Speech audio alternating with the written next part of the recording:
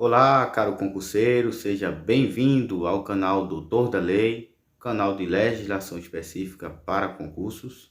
Eu sou o professor Silas Ventura, sou advogado e leciono neste canal sobre legislação específica para concursos. Neste momento, nós iremos dar início à nossa primeira aula para o concurso da Câmara Municipal de Belo Horizonte.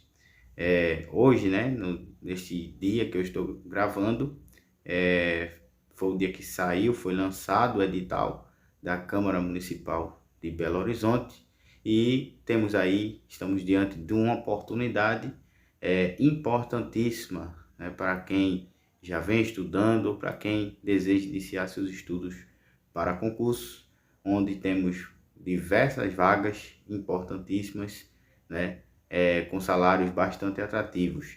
Então, quem já leu o edital, né, sabe que no edital vem cobrando essa legislação específica, que é o regimento interno da Câmara Municipal, a lei orgânica e também o estatuto da Câmara, dos servidores da Câmara Municipal. Então, se você ainda não é inscrito no nosso canal, que possa nesse momento estar se inscrevendo, ativando o sininho da notificação, deixando seu like, seu comentário e também compartilhando com um amigo, pois nós iremos estar por aqui gravando aulas, tanto para o regimento interno, quanto para o Estatuto do Servidor da Câmara Municipal e também da Lei Orgânica, tá certo? Então, vamos lá, sem nenhuma delonga, sem nenhuma enrolação, ao estudo do regimento interno da Câmara Municipal de Belo Horizonte. Então, como vocês podem ver aí na sua telinha, temos aí o regimento interno, tá certo?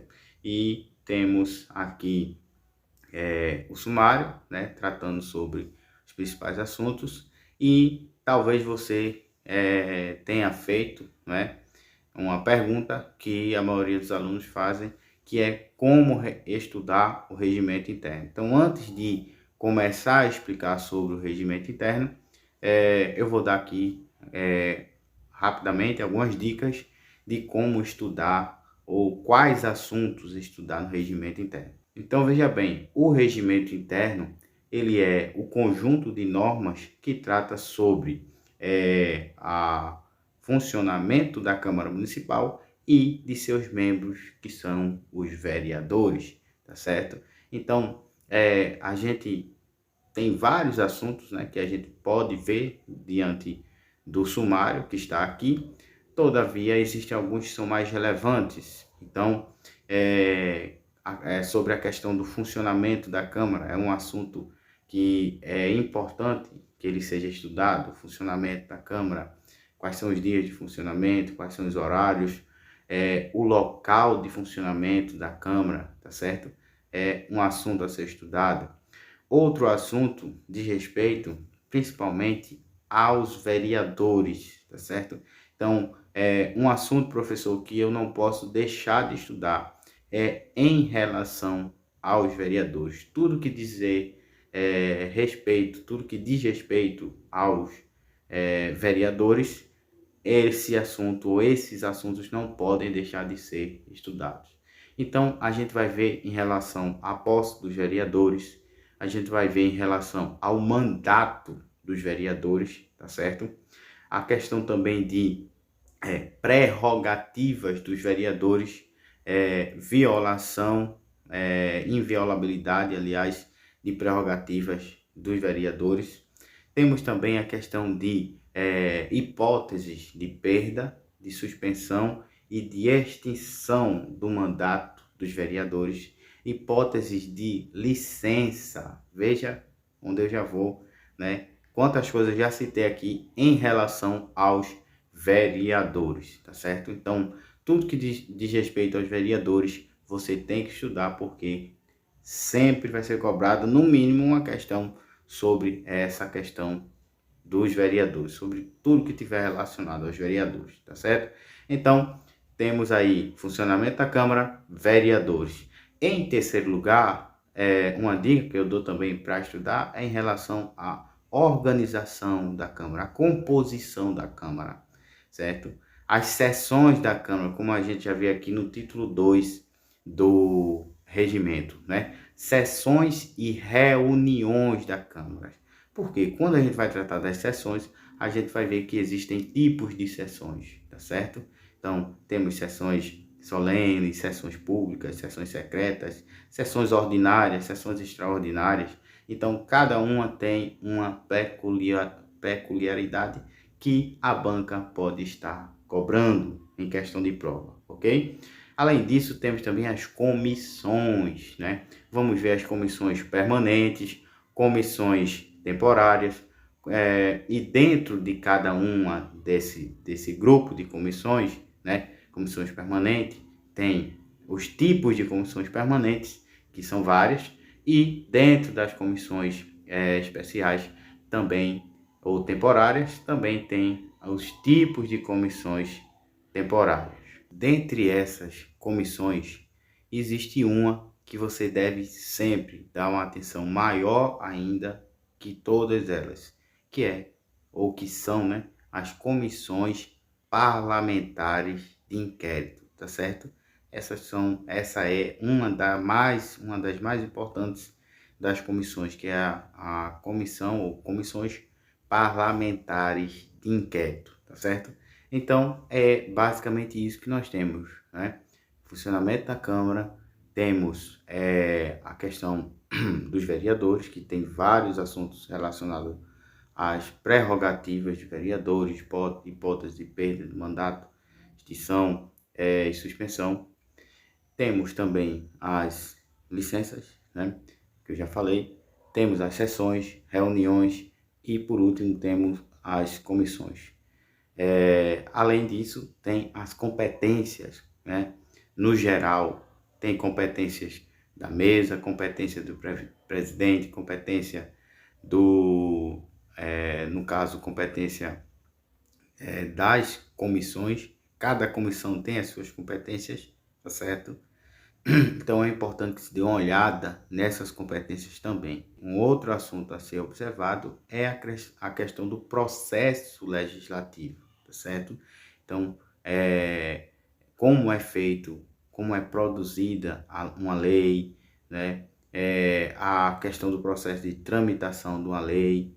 Então, isso deve ser bastante observado, porque a Câmara, ela é uma casa legislativa. Então, existe todo um processo, né, para cada tipo de lei, como vocês podem ver na telinha aí no sumário, a questão do projeto, a questão de emenda à lei orgânica, né, e outros tipos de legislação que são feitas, de normas. Então, deve ser observado, certo? Então, vamos dar início, né, à leitura da legislação do regimento interno. Então, temos aqui a resolução número 1480, de 7 de dezembro de 1990. Lembrando que essa legislação está completamente atualizada, tá certo? Foi baixado do site da Câmara Municipal de Belo Horizonte, que é a fonte principal dessa legislação. Então, temos o artigo 1º, que diz: a Câmara tem a sua sede no Palácio Francisco Bicalho, onde serão realizadas suas reuniões.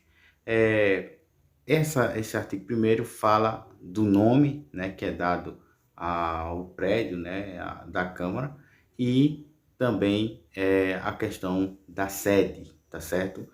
É uma informação que não tem tanta importância, mas não custa nada, né, você estar tentando decorar esta informação. Então, a sede vai ser no Palácio Francisco Bicalho e vai ser o local, né, que vão ser realizadas as reuniões. Eu digo isso por quê? Porque às vezes a banca ela costuma cobrar alguns dados que, na nossa forma de ver, eles são muito um assunto ou um dado besta, né? A gente costuma dizer assim.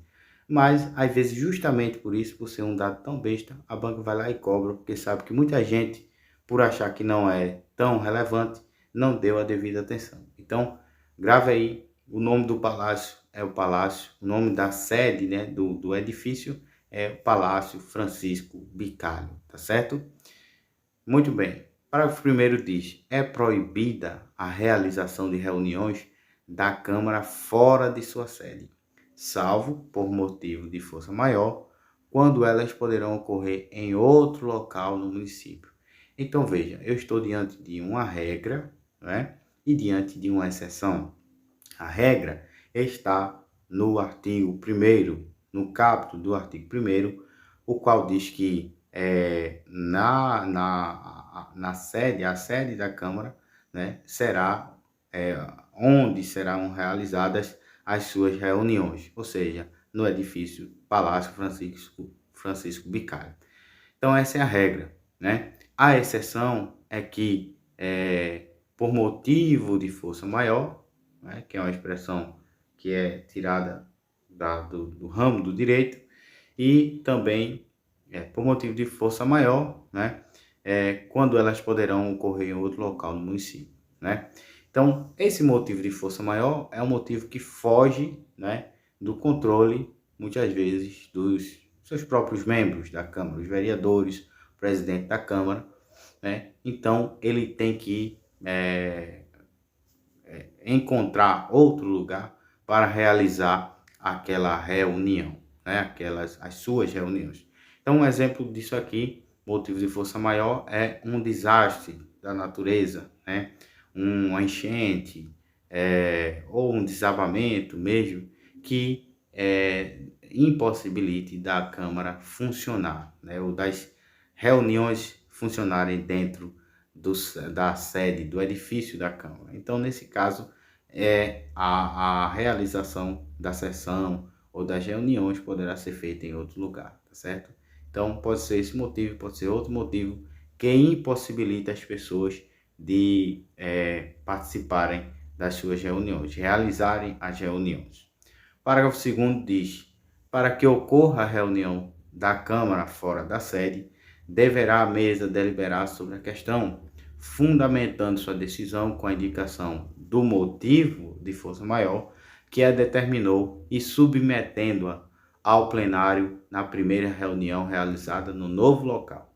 Então, veja quais são os requisitos sempre que for estudar, né, qualquer assunto em legislação, principalmente aqui no regimento interno, porque trata muito de funcionamento da Câmara.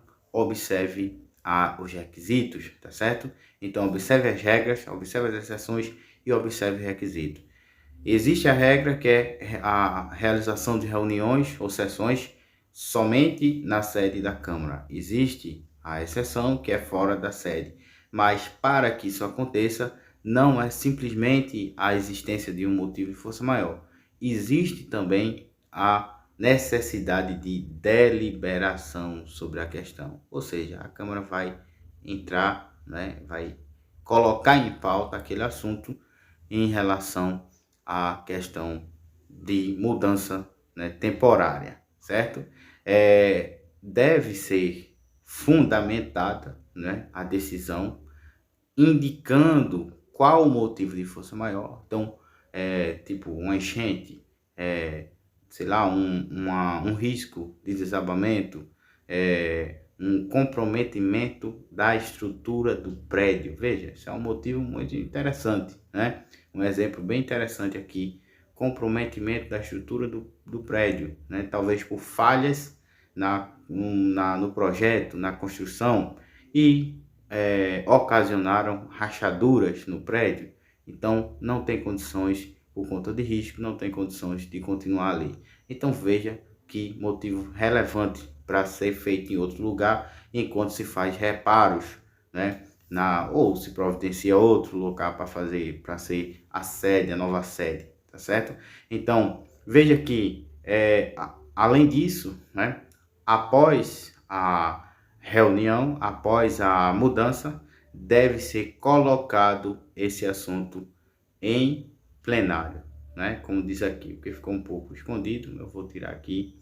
Então, fundamentando sua decisão com a indicação do motivo de força maior que a determinou e submetendo-a ao plenário na primeira reunião realizada no novo local. Então, além de ter que indicar, né, e fundamentar, indicar qual foi o motivo, né, assim que se encontrar no novo local, aquele assunto ele deve ser submetido ao plenário. E para quem ainda não sabe, que eu acredito que a maioria já sabe, mas mesmo assim eu vou dizer, o plenário é quando estão presentes todos os membros, ou seja, todos os vereadores da Câmara Municipal, ok? Então, é simples, né? Mas às vezes a falta de costume de ler legislação, a gente passa batido sobre esses aspectos. Então, vamos agora para o artigo 2º. Fala sobre a instalação da legislatura, capítulo 2, e da abertura da reunião. O artigo 2º diz, no dia 1º de janeiro, do primeiro ano de cada legislatura, ou seja, logo quando se entra um ano, né? Então, logo quando começa uma nova legislatura, tá certo? Porque se vence uma eleição e no ano seguinte se inicia a legislatura. Então, quando se inicia a instalação? No dia 1º de janeiro da legislatura. Então, a Câmara já vai se reunir, independentemente de convocação, às 14 horas. Então, veja, aqui eu tenho dois dados importantíssimos, que é a data, certo? 1º de janeiro, e também temos a hora, que são, né, às 14 horas. E esse horário é um horário que, como o próprio texto diz, vai servir para dar posse aos vereadores, eleger e dar posse à sua mesa diretora e dar posse ao prefeito e vice-prefeito. Tá certo, gente? Então, esse artigo 2º também tem uma importância porque ele traz dados importantes em relação à data do início da legislatura e ao horário e também à finalidade, que é dar posse aos vereadores, eleger e dar posse à mesa diretora e ao prefeito e vice-prefeito, ok? Parágrafo 1º diz: a reunião será presidida pelo último presidente da Câmara, ou seja, aquele que estava na legislatura anterior como presidente da Câmara, se reeleito vereador, ou, na sua falta, pelo vereador mais idoso dentre os de maior número de legislaturas. Então, suponhamos que o ex-presidente da Câmara se candidatou a vereador, mas não chegou a lograr êxito, né, na eleição. Não venceu a eleição. Então, ele não é mais vereador. Então, ele não tem o direito de estar mais ali presidindo aquela reunião de abertura, de instalação da legislatura.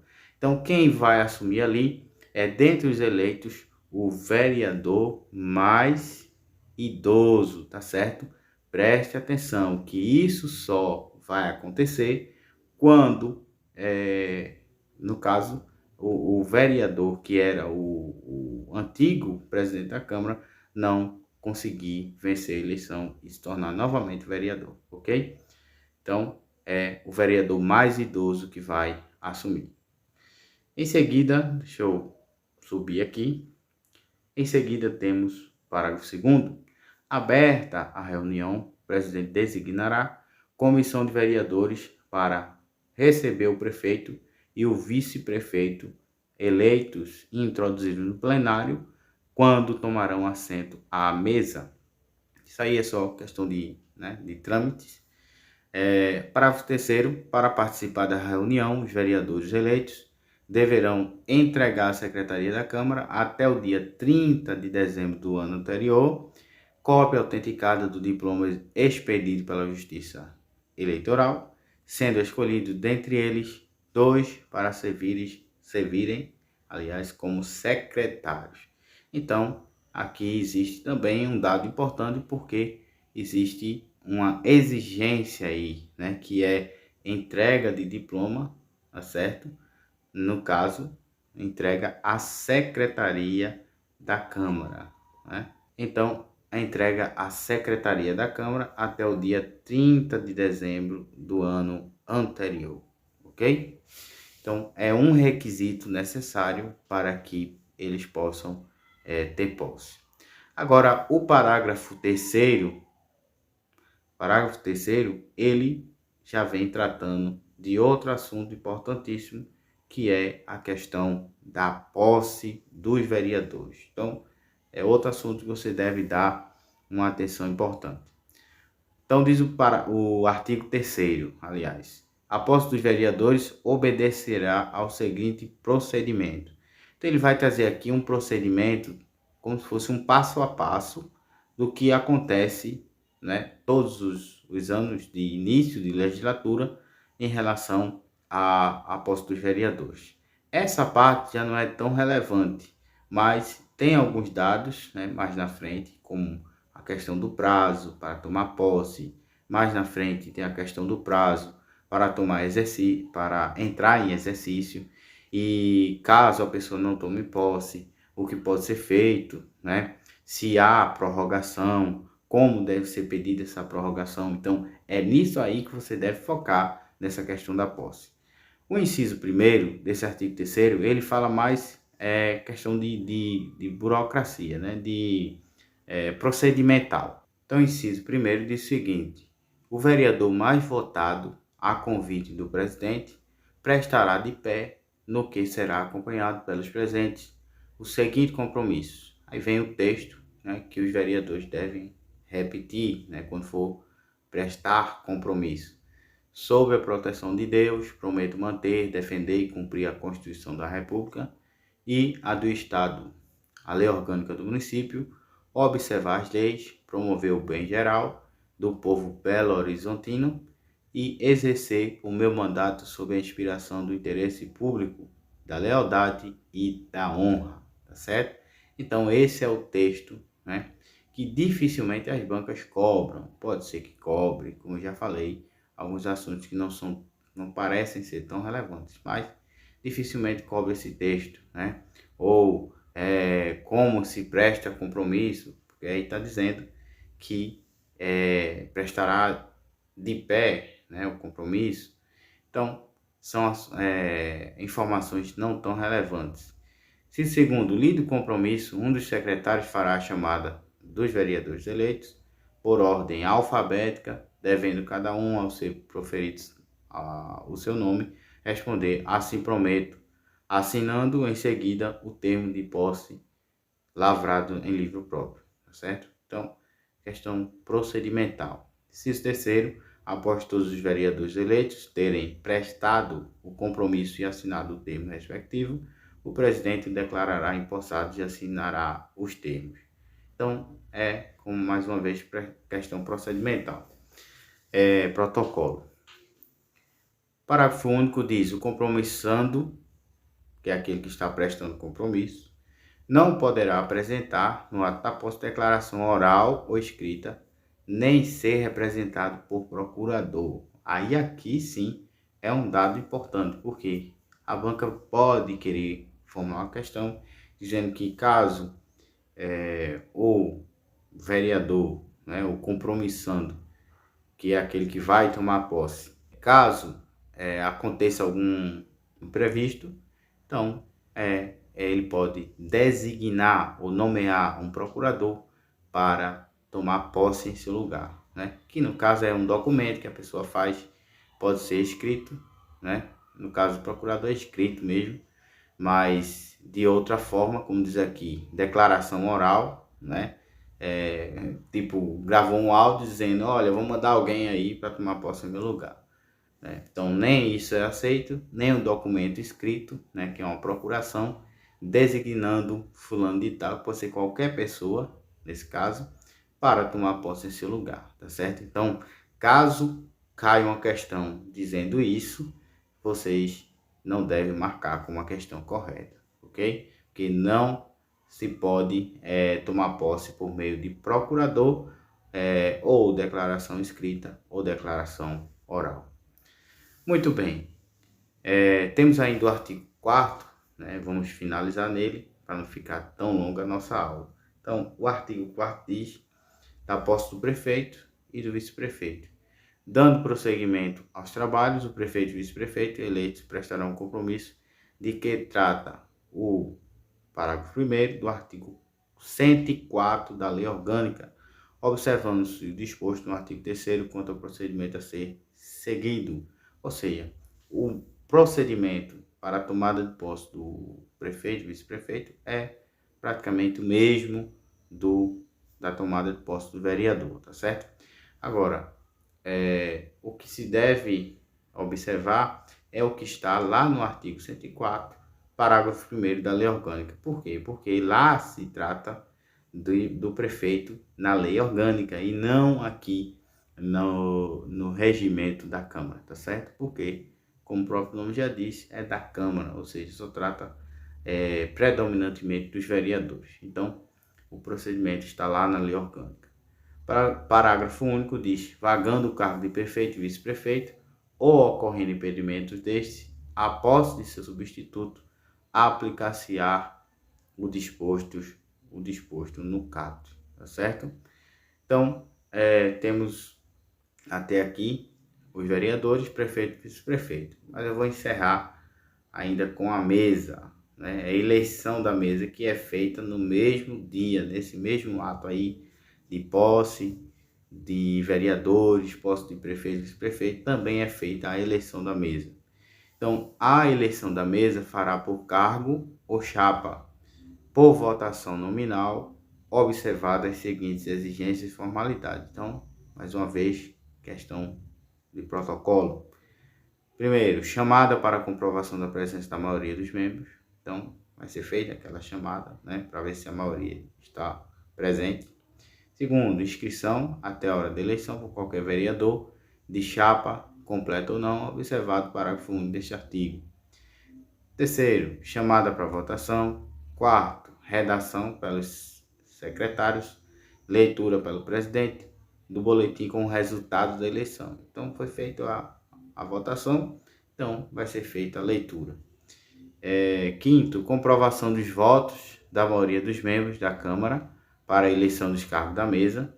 Sexto, realização de segunda votação, se não atendido o disposto no inciso anterior, decidindo-se a eleição por maioria dos presentes. Então veja que aí já não é a maioria citada dos membros, a maioria dos presentes. Sétimo, em caso de empate no segundo escrutínio, para qualquer cargo da mesa será eleito o mais idoso. Então veja que um critério, né, de desempate é a questão da idade, de ser mais idoso. E oitavo, proclamação pelo presidente dos eleitos. Ok? Então essa é também uma questão procedimental da eleição da mesa, que a gente não vai ficar se atendo nesses incisos, nesse artigo 5º, porque não é um assunto tão relevante e que geralmente as bancas não olham tanto para esses assuntos, porque é uma questão procedimental, uma decoreba muito rasa, digamos assim. Parágrafo único diz: a composição da mesa atenderá tanto quanto possível à participação proporcional dos partidos políticos representados na Câmara, tá certo? Então, gente, eu estou lendo e tentando explicar os pontos que são mais importantes, tá certo? Mas é importante ler todos esses artigos, por isso que eu estou lendo, mesmo sem ser tão relevante, mas eu estou lendo, porque também ajuda vocês a compreender melhor, tá certo? Ouvindo aqui a leitura e acompanhando. Mas nós iremos parar por aqui para a aula não ficar tão longa. Então, eu aguardo você na próxima aula. E lembrando que quem já quiser começar, né, treinando a respeito dos assuntos, né, do regimento interno, do Estatuto do Servidor da Câmara Municipal e da Lei Orgânica Municipal, já temos aí disponível o primeiro simulado, inédito e comentado, do combo de simulados, né, que acredito que vai ser 250 questões inéditas e comentadas obedecendo ao formato da banca, que é múltipla escolha, e com letras A, B, C, D, né? Lembrando que não é A, B, C, D, nem é certo ou errado, é A, B, C, D. Então, nós já temos o primeiro simulado com 50 questões e quem quiser é só clicar no link da descrição que vai dar acesso ao meu WhatsApp e lá nós iremos te passar todas as informações. O combo, né, composto por 5 simulados, ele custa apenas R$ 49,99, tá certo? Então, é um valor absurdo para um combo no total de 250 questões, ok? Inéditas e comentadas, né? Então, nós temos o gabarito comentado, mostrando lá qual é a alternativa correta e também explicando, né? E mostrando onde se encontra aquela resposta no regimento e nas demais legislações. Esse primeiro simulado é sobre o regimento interno, mas vamos ter o segundo sobre o estatuto, o terceiro sobre a lei orgânica e assim por diante. Iremos fazendo mais questões também sobre o regimento e sobre o estatuto, tá certo? Então, aguardo você na próxima aula. Até lá!